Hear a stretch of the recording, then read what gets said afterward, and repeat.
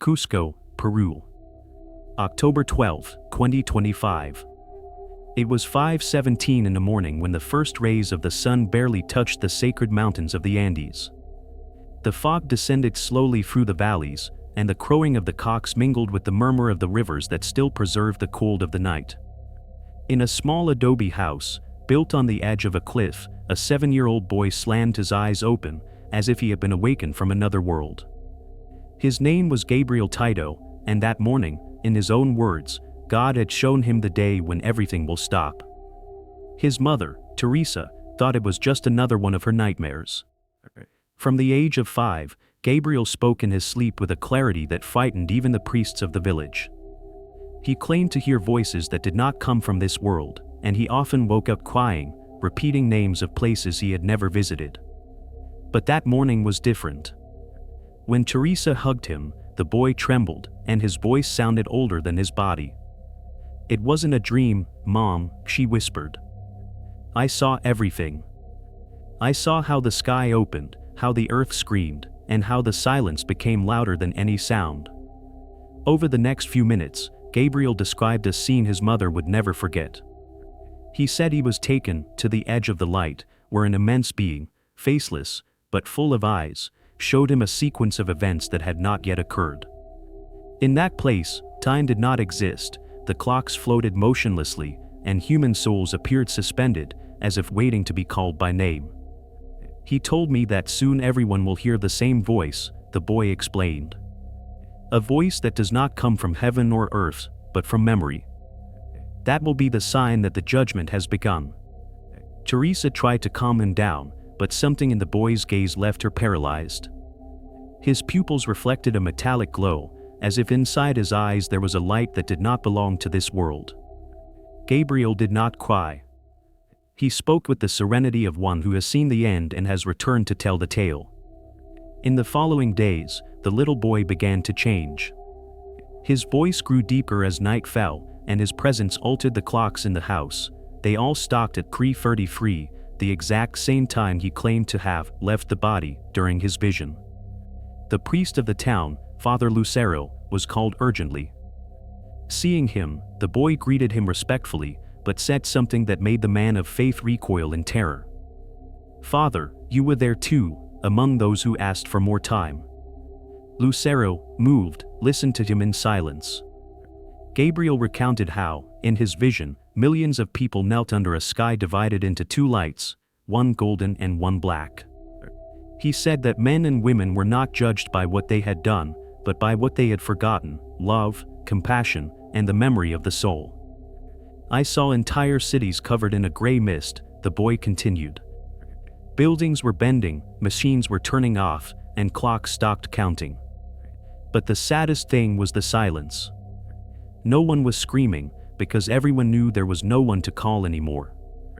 The priest tried to pray, but Gabriel interrupted him with an eerie calm. "God is not in temples," he said. "It's waiting for us where time began." The words of the boy spread through the town like fire in the wind. Neighbors began to visit him, looking for answers or miracles. Some looked at him with devotion, others with fear. But what happened the next morning forever changed the perception of those who still doubted. At exactly 3:33 a.m., the sky over Cusco lit up with a white light that did not come from the sun or the moon. The birds awoke in flocks, the dogs began to howl, and the air became dense, almost solid. At that moment, Gabriel left his house barefoot, raised his hands to the sky and pronounced a few words in an unknown language. Witnesses said the ground shook beneath his feet and that time seemed to stand still for a full minute. When the light faded, the boy fell to the ground, exhausted. When he recovered, his first words were, "He showed me the date. But I can't say it yet. If I say it, the clock breaks prematurely." The local media picked up the case, and soon the story crossed borders. Journalists, scientists, and theologians traveled to the village to see the boy. Gabriel refused to talk to the cameras. He only said that God does not speak from fame, but from memory. A journalist from Lima, incredulous, asked him, "How do you know it wasn't just a dream?" Gabriel stared at him, with a mixture of compassion and sadness. "Because I can still hear it. Every time someone lies, the sky goes a little darker." The phenomenon began to become undeniable. In the places where the boy had been, the clocks of the inhabitants began to present an inexplicable pattern. They were exactly 7 minutes forward or behind.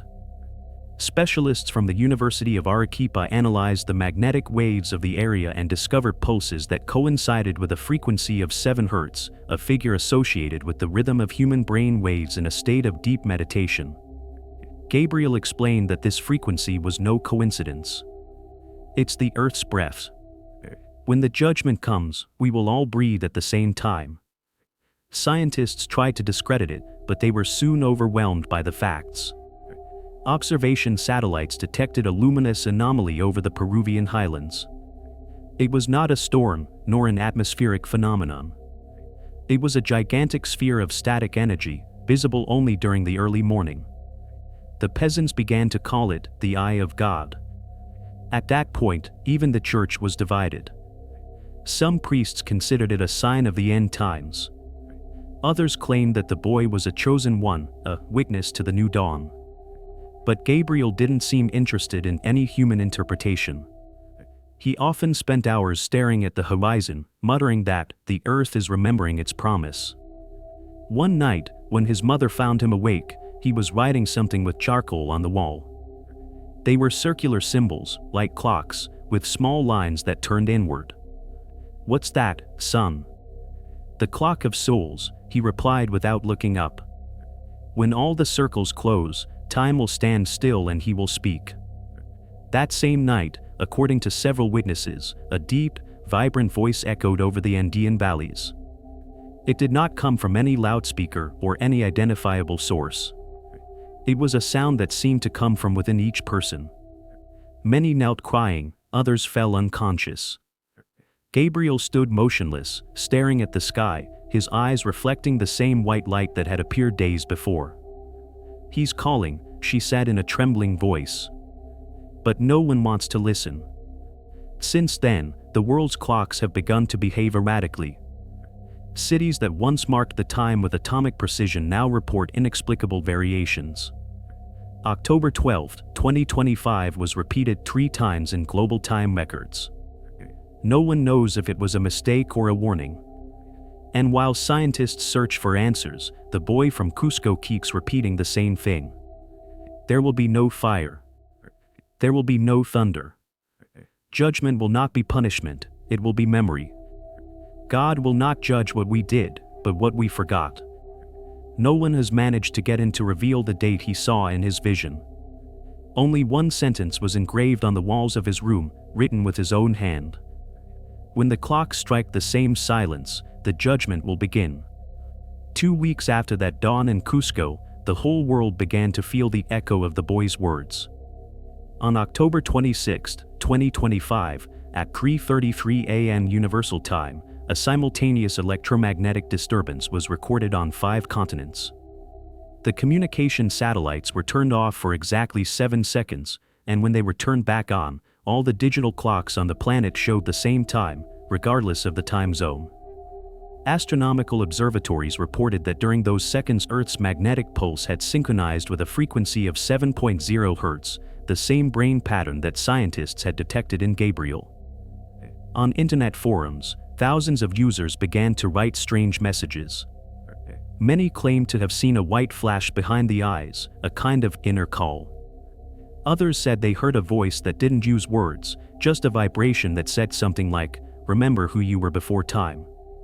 Governments, unable to offer an explanation, called the event a global atmospheric failure. But security cameras in different cities revealed something more disturbing. During the 7 seconds of blackout, no human being moved. It was as if the entire planet had been put on pause. Meanwhile, in the small town of Chinchero, Gabriel continued to draw in silence. Its walls were covered with concentric circles, all turning towards the same point.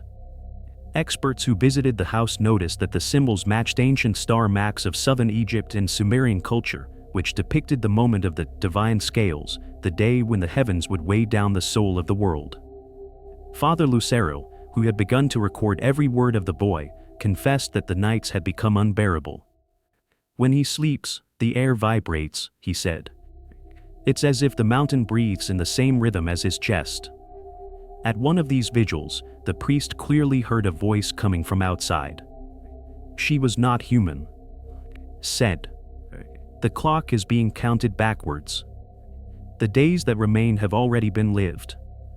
The next morning, Gabriel confirmed it with the calmness of someone who observes an inevitable truth.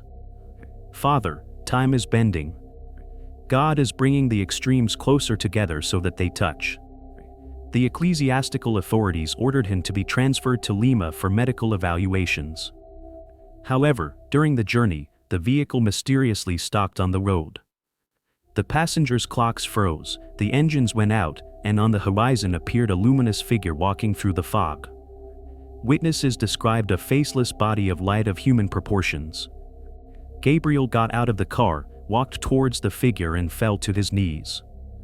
"He is already here," she whispered. "He who weighs souls."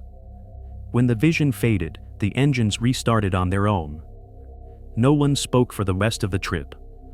In Lima, the laboratories that analyzed the child's brain waves recorded an impossible phenomenon. His brain emitted impulses that coincided with the exact frequency of the Schumann resonance, the natural vibration of the planet, but in reverse. That is, the child's body was literally resonating in reverse of time.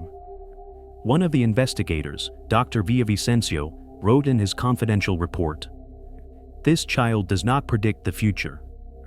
He's remembering the trial from the past." The rumors grew. In Rome, the Vatican convened an extraordinary council. In Washington, the military activated communication protocols with quantum energy observatories. And in Israel, an elderly rabbi claimed that the numbers 7 and 33, present in every manifestation of the phenomenon, corresponded to the ancient keys of the Book of Lost Hours, a text that described the arrival of a child capable of hearing the voice of judgment before the end. Meanwhile, Gabriel was getting sick. His body became more and more fragile, but his gaze remained steady. He spent hours looking at the sky from the hospital window. "Angels do not come down," he said, "they only observe if we remember." One night, his mother found him writing in a notebook in trembling handwriting, "When the 7th bell rings, the clock will stop counting." Exactly 7 days later, on November 2nd, 7 different bells, one on each continent, rang at the same time without anyone ringing them. At Notre Dame Cathedral, still under reconstruction, workers swore they heard the bronzes vibrating underground. In Kyoto, a Buddhist temple recorded the same sound. In Jerusalem, the bells rang by themselves, emitting a sustained note that lasted 33 seconds. The whole world stopped to listen. And Gabriel, from his hospital bed, opened his eyes and said, "The first seal is broken." The cameras recorded the moment. On the monitors, the child's heart rate formed a pattern identical to that of the bells, 7 perfect pulses, followed by a continuous line. Doctors thought he had died, but his breathing continued. In that state, he began to speak in a double voice, as if 2 people were speaking through him. "There will be no fire or revenge. There will be a mirror. Every man will see what he was in all times. Some will remember his light. Others will see his shadow." His words were broadcast live on the networks. Millions listened to it at the same time. And then something unprecedented happened. All digital clocks on the planet were reset to midnight. The whole world shared the same second, the same instant. The theologians declared that the judgment had already begun. It was not a future event, but a process that was already happening within human consciousness. People began to dream of their own mistakes, of the lives they had touched, of faces they didn't recognize but seemed to love them. Some woke up crying, others laughing. But they all felt the same certainty: they were being watched. In Cusco, the animals began to behave strangely. Cows mooed to the sky, dogs dug holes facing north, and condors descended to land on rooftops. The Quechua sages recalled an ancient prophecy: when the mountains breathe and the sun sings without moving, the heart of the earth will be heavy. Gabriel asked to see Father Lucero one last time. When the priest arrived, the boy looked at him tenderly. "Father, he does not come to punish. He comes to remember. Men created the time to hide from love. But God has already found the clock." Lucero asked him if the world would end. Gabriel shook his head. "The world will not end. It will only be cleansed of forgetfulness. The judgment is the return to memory." Outside, the sky began to change. The clouds formed in perfect spirals, and a white light emerged from the horizon. It was not lightning, nor an atmospheric phenomenon. It was as if the air itself opened. From that opening descended translucent figures that were not fully human. Some people saw them as angels, others as projections of themselves. The whole of humanity was looking up. And for the first time in modern history, there was no war, no noise, no words. Only the silence of a planet waiting for its verdict. Gabriel closed his eyes. On his monitor, the pulse again marked 7 exact beats. Then he spoke in a fret of voice. "A stamp is still missing. But when it opens, there will be no night or day. Only the instant when we all remember that we were one." His mother fell to her knees. The cameras were still rolling, but the image began to distort. In the last visible shot, the child extended his hand towards the ceiling, and a small sphere of light was formed on his palm that rotated without emitting heat. "This is the time when he is forgiven," he said. "And he showed it to me so that we might not be afraid." The light grew until it filled the room. The cameras went out. The next day, when the medical staff entered, Gabriel's body was still there, but his skin emanated a faint glow, and on his chest, with white ash, someone, or something, had written a sentence in Quechua. "Rikuri Nawi God, open God's eyes." The translator said it meant, "Awaken him." November 3rd, 2025. At 3:33 a.m., Universal Time, something invisible began to travel through the sky. Radars around the planet detected a wave of energy that was not coming from outer space or the atmosphere. It was a pulsation that arose from within the Earth. Its frequency matched the human heartbeat exactly. Scientists called it the pulse of God. The religious preferred not to name him. In a matter of hours, the entire planet entered a state that no physicist had foreseen. Compasses became erratic, tides changed direction without wind blowing, and the clock simply refused to move forward. In some countries, newscasts showed the same time for more than an hour. And in all that bewilderment, the voice of a child was heard again. The recording came from the hospital in Cusco, where Gabriel's body remained under observation. Doctors had installed cameras and sensors to study its unexplained bioluminescence. But that morning, when all the instruments failed, one of the cameras captured his voice, clear and firm. "Do not be afraid. There is no death where there is memory. Judgment does not destroy, wake up." For the next few minutes, the hospital air was filled with a buzzing sound. The monitors on displayed geometric patterns of light that no one could explain. Some nurses said they felt the ground breathing. Others swore to see human silhouettes made of white fire floating in the hallways. That same night, from observatories in Chile, Iceland, and Namibia, astronomers confirmed something that shook the world. A gigantic sphere of light was orbiting the planet, invisible to the naked eye but perfectly detectable in the electromagnetic spectrum. It was not a comet or a ship. It moved in sync with the Earth's rotation, as if it were observing it from outside of time. In documents leaked by the European Space Agency, they dubbed it Entity Free I/Avlis. And next to the name, a brief note written by an analyst. It coincides with the coordinates of Cusco. The source of human resonance is there. In other words, the child and the 3I Atlas were connected. Governments tried to suppress the information. But it was too late. Thousands of citizens around the world began to experience what they called the inner reflection, a kind of sudden vision in which they saw themselves from the outside, at different ages, in different lives. Some remembered things they had never experienced. Others claimed to have felt a presence behind the mirror, a voice saying, "The judgment has already begun within you." Psychiatric hospitals were filled. But something curious happened. Those who claimed to have had these visions began to heal chronic diseases, to speak languages they had never learned, or to remember in detail the experiences of others. Science couldn't explain it. The religious called it the purification. Meanwhile, Dr. Villavicencio, one of the scientists who had studied Gabriel, was questioned by the press. In front of the cameras, he declared, "What he saw is not a metaphor. The judgment will not be a divine punishment. It will be a process of synchronization between human consciousness and the consciousness of the planet. The Free Eye Atlas is not an object, it is the reflection of God in technology." His words were censored within a few hours, but they were already circulating in thousands of videos and recordings.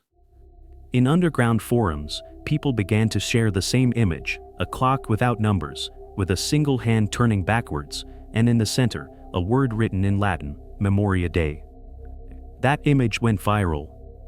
In less than 24 hours, screens around the world, phones, televisions, billboards, lit up simultaneously displaying that same clock. No one controlled him. No computer system had generated it. It was as if something, or someone, had taken control of the planet's electrical flow. And just as the hysteria was peaking, Gabriel spoke again. At exactly 3:33 a.m., the hospital's loudspeakers went off on their own. The boy's voice echoed through all the hallways, from nearby radios, even from unplugged devices. "I've seen the moment when everything stops. It is not the end. It is the beginning of remembrance. God does not separate the good from the bad. Separate the sleeping from the awake."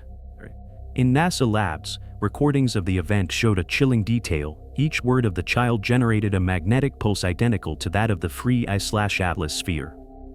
It was as if they were both speaking in unison. Religious leaders called for fasts and collective prayers. Governments suspended emergency transmissions to avoid panic. But nothing could stop what was already underway. In Jerusalem, the Western Wall began to emit a low, vibrant tone that only children could hear. In India, the waters of the Ganges lit up at night, as if reflecting an invisible sun. In the Arctic, the northern lights took the form of perfect spirals, repeating the same pattern that Gabriel had drawn on their walls. Meanwhile, scientists at the Arecibo Observatory detected a signal coming from the sphere. They were not random waves. It was a code, 7-7-7-3-3-3. Each group of numbers matched the dates and times Gabriel had awakened from his visions. Dr. Villavicencio interpreted the message as a fractal equation, 7 levels of consciousness, 3 dimensions of time, 3 tests of the soul. The last number 7, he said, symbolized the closing of the human cycle.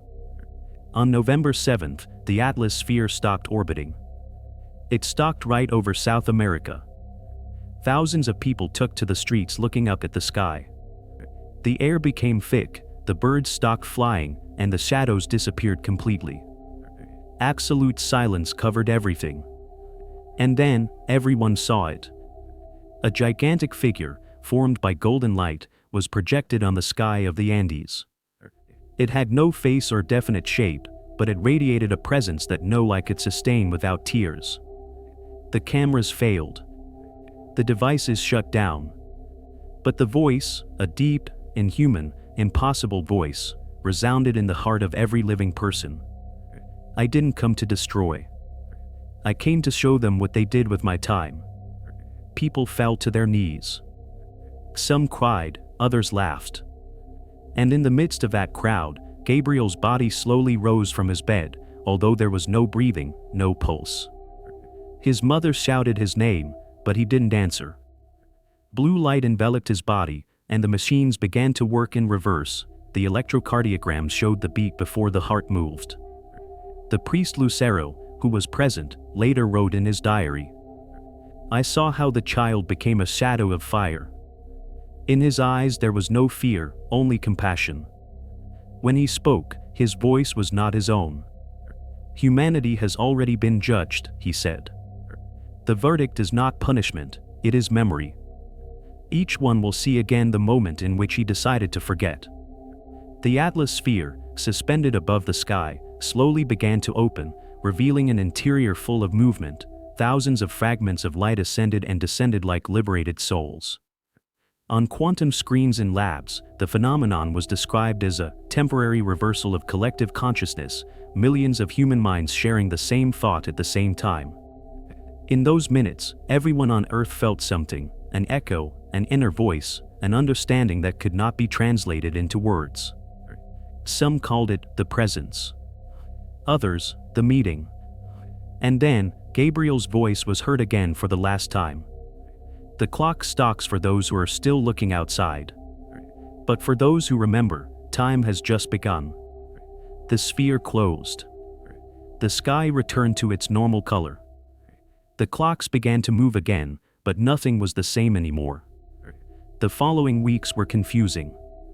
The economy collapsed, electrical systems restarted, and millions of people began to report mystical experiences. Some claimed to have seen fragments of their past lives, others said they remembered having been somewhere else, with the child and the light. The UN issued a statement stating that the phenomenon had been a massive electromagnetic event. But Father Lucero, from Cusco, said something that no one forgot. Judgment did not come from heaven. It came from within. And the child was only the mirror that God chose for us to truly see ourselves. In the ruins of the hospital, Gabriel's bed was still intact. On the pillow, someone, or something, had engraved a phrase with light that would not go out. When the last human remembers, time will return to its source. November 9, 2025. The world was no longer the same. It wasn't just a collapse of electrical systems or a global economic crisis. It was something deeper, more invisible. The cities were still standing, but their inhabitants felt that reality had thinned, as if a veil had been torn between the visible and the eternal. Everywhere, people talked about the same phenomenon, shared dreams, memories that didn't belong to a single life, and that impossible feeling of living something that had already happened. Scientists called it temporal superposition of consciousness. Believers, simply, the silent judgment. The sphere of the free Atlas was still floating over South America, although now only a few could see it. For most, it had disappeared from the sky. But those who beheld it affirmed that its light was not external, but interior, a radiance that manifested itself in the heart, a certainty that pierced fear. In Lima, Dr. Villavicencio was summoned to an emergency meeting with representatives of the UN. In the room, monitors showed maps of the planet covered with luminous dots. Each point represented a synchronization zone, places where clocks and human heartbeats had been unified into the same rhythm. "There are millions," said one of the technicians, astonished. "Every time someone prays, meditates, or remembers the child, the time is adjusting." Villavicencio looked at the data with disbelief. "It's not an adjustment," he corrected. "It's alignment. We're coming into resonance with something that was always there." But not everyone accepted it. Some governments considered the phenomenon to be a threat. They began to launch electromagnetic pulses towards the sphere in an attempt to disintegrate it. None worked. Every missile, every wave, simply disappeared before impact, as if it had been absorbed by a contiguous dimension. On the defense monitors, the attack signals were replaced by a phrase in several languages. "The trial does not stop. It is remembered." Meanwhile, in the streets, chaos and faith coexisted. In New York, crowds gathered in Times Square to pray. In Tokyo, thousands of people knelt in front of unlit screens. In Istanbul, imams left their mosques to join priests and monks in a common prayer. For the first time in human history, all religions pronounced the same name without having agreed to it, Gabriel. Not the archangel, but the child. And that's when the second pulse began. On November 11th, at exactly 11:11, all the clocks on the planet stopped again. This time it was not for seconds, but for what witnesses described as the brief eternity. No one knew how long it lasted. Some people claim to have lived entire days in that period, others, years. The old people woke up rejuvenated, the children spoke disappeared languages. In that non-time, the sky became completely white, and the sound of the world ceased. There was no wind, no voices, no thoughts. Just absolute stillness. And in that stillness, something spoke within every human mind. I don't judge what you did. I judge what you forgot to be. It was the same voice that Gabriel had described, an immense presence, without a face, without gender, without age. Some felt it as love, others as terror. But everyone, without exception, understood her. Not with reason, but with a silent certainty. After that moment out of time, the world seemed to resume. But the clocks no longer marked known hours. All over the planet, screens showed the same sequence, 7 hours 77 minutes. Scientists thought this was a mistake. Until they understood that 7 hours 77 minutes did not exist in any time system. It was a code, not an hour. And the theologians agreed, the number 7, multiplied by itself, symbolized the totality. The time had been completed. That night, Dr. Villavicencio received an encrypted message on her computer. It came from an address she immediately recognized at atlas3i.net. The subject read, "Memory restored." The body of the message contained only one sentence. Humanity has awakened. The child fulfilled his function. The rest is up to you. Along with the text, an attachment, a video of just 33 seconds. In it, Gabriel was seen walking through a golden landscape, without shadows. His voice echoed, as if speaking from within the light. There will be no more days or nights. Only awareness. Those who remember what they are, will remain. Those who fear will go back to sleep.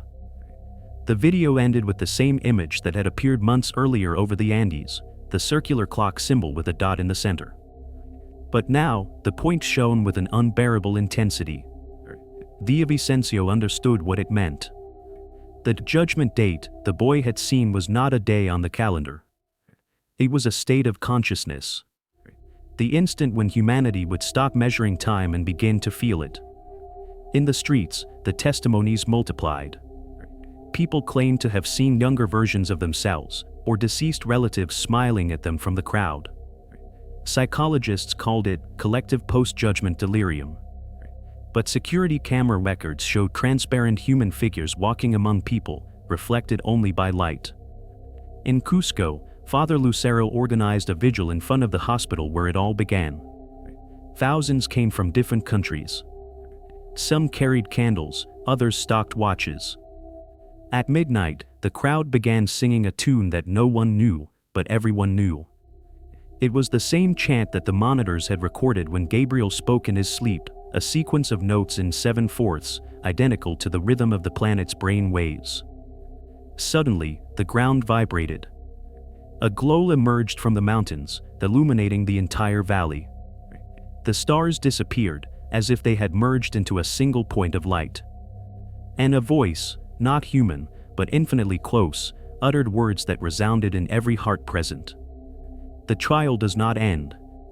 It is the beginning of the kingdom. The elderly fell to their knees. The children raised their hands to the sky. And in the center of the crowd, a child figure walked among the people. It had Gabriel's gaze, but it wasn't him. It was another child, or perhaps all the children at once. As it passed, the clocks began to slowly turn backwards. Dr. Villavicencio, present at the vigil, later wrote in her notebook, "I understood then that time had not been a punishment, but a mercy.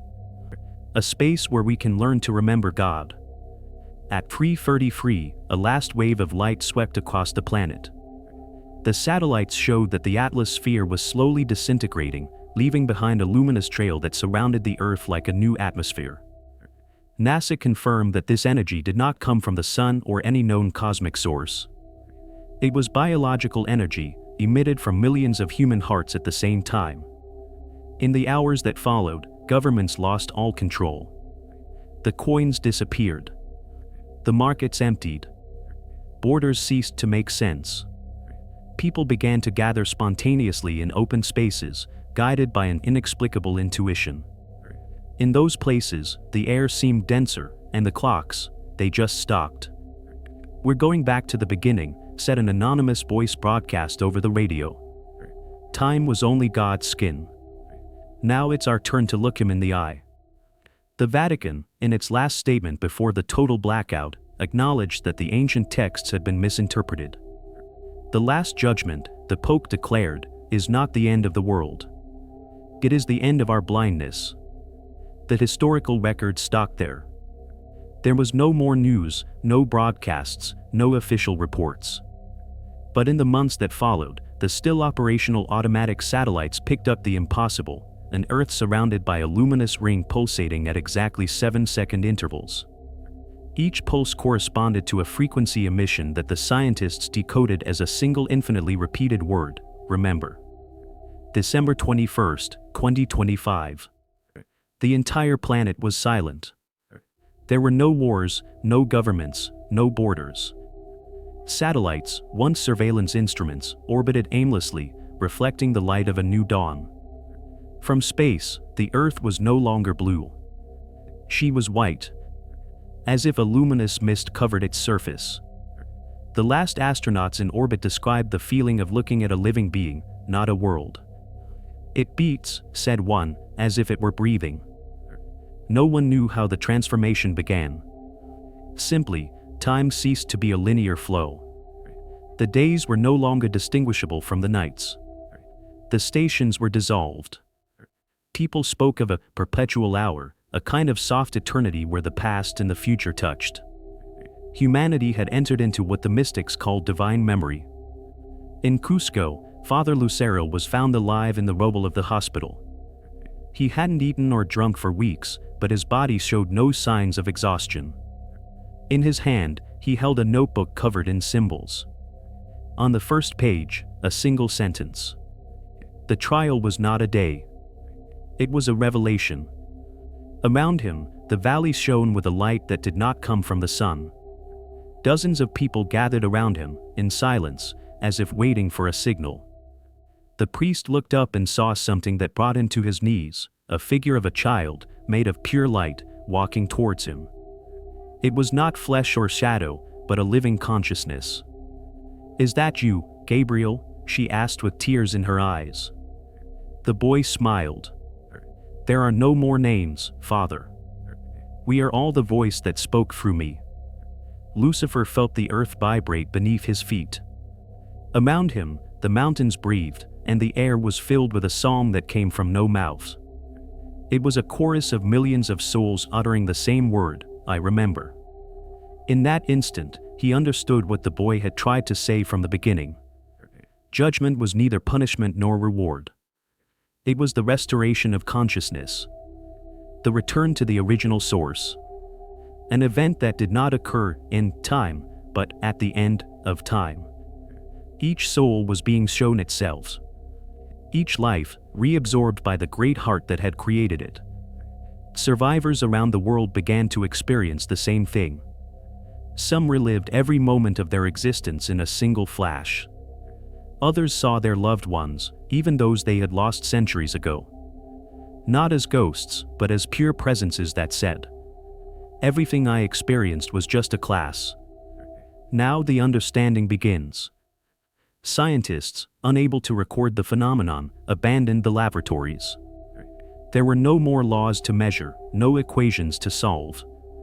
Everything that was once theory had become experience. Time was dead, and with it, fear. The last record of Dr. Villavicencio, found in a tape recorder buried under the ruins of the Lima Observatory, read, "Gabriel was right. Judgment did not come from heaven. It was born within us." When humanity remembered what it was, the universe responded. There is no longer separation. There are no them and us. Only the being that observes from all eyes. God alone. The message was found years later, or perhaps minutes, because no one knew how to measure time anymore, by a new generation of children. They grew up without calendars or clocks. They knew when to plant, when it would rain, when to speak and when to be silent, just by feeling it. No one taught them. They remembered him. And it was one of those children who, in front of a campfire, asked something that made the adults cry. Why was there fear before if all this was always love? No one knew how to answer him. Abandoned cities were covered by nature. The rivers returned to their old channels. Animals, once fearful, walked among humans without fleeing. The planet, free from the weight of oblivion, began to sing. Not with sound, but with pure vibration. And those who listened understood that the judgment was over. Because the judgment was nothing more than the memory of absolute love. Years later, or seconds later, a final signal was received from the point where the Atlas sphere had disappeared. It wasn't a text message or an image.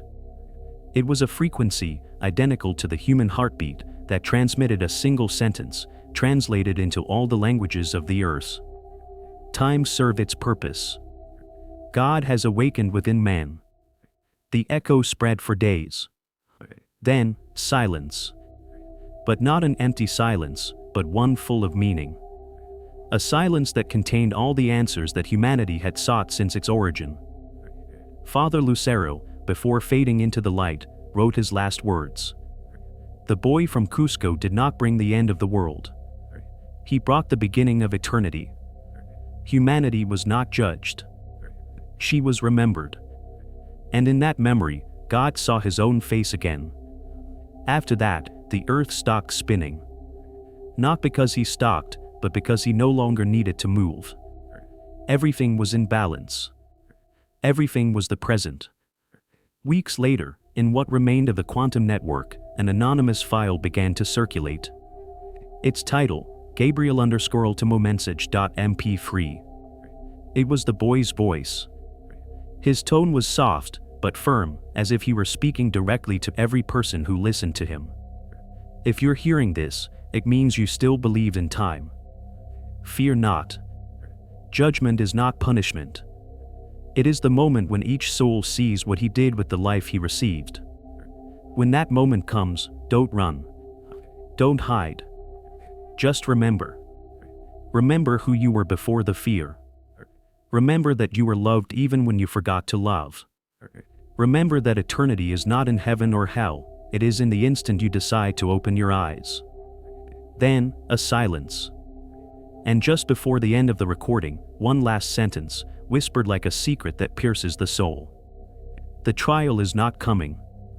It's over. And you survived. The file disappeared minutes later, but some claimed that, when playing it, their watches stopped at exactly 3:33, and for 3 seconds, they felt a peace they had never felt before.